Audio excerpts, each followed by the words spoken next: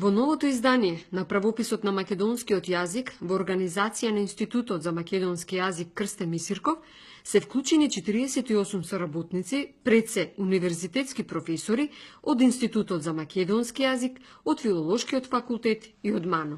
Во нашите кругови лингвистички тоа прашање се наметна најмногу со донесувањето на Законот за употреба на македонскиот јазик во 1998 година, според кој беше предвидено во еден од членовите на овој закон, беше предвидено дека за да се врши лекторска работа, треба да се има положено лекторски испит и дека се што излегува како публикација на територијата на нашата држава, дека треба да биде прегледано и подпишано од лектор. Ново назначениот Совет на македонски јазик, кој практично представува едно советодавно владино тело, предложи во акцијскиот план на оваа национална стратегија да влезе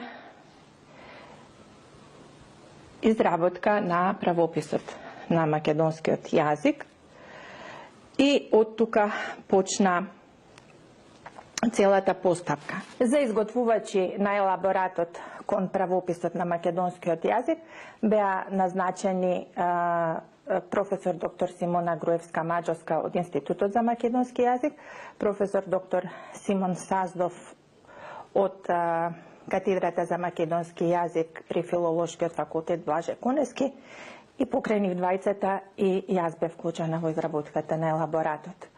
По изготовката на елаборатот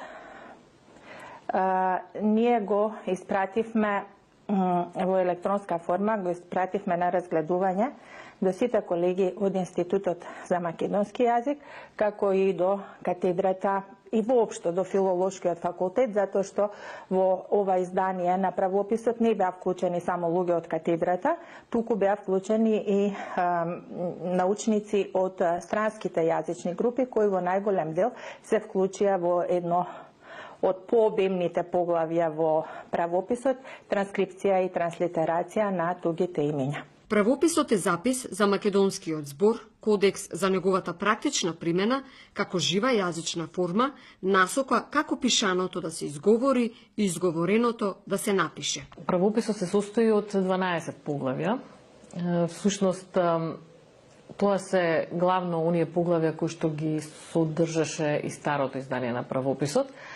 И ние и оттаму тргнавме дека ова издание ќе се темели на старото издание. И затоа гледавме да сепак ги задржиме оние поглаве кои што веќе постоја, речиси по тој редослед.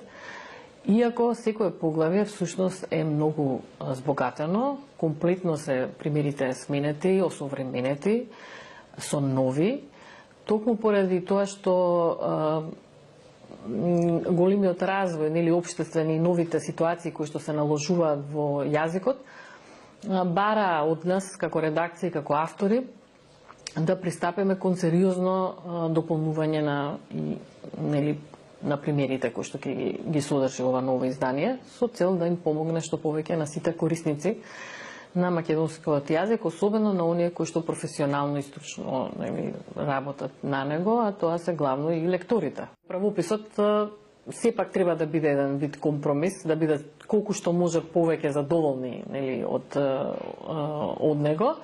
Самиот по себе е конзервативен, се разбира, правописот тешко доаѓа до измени.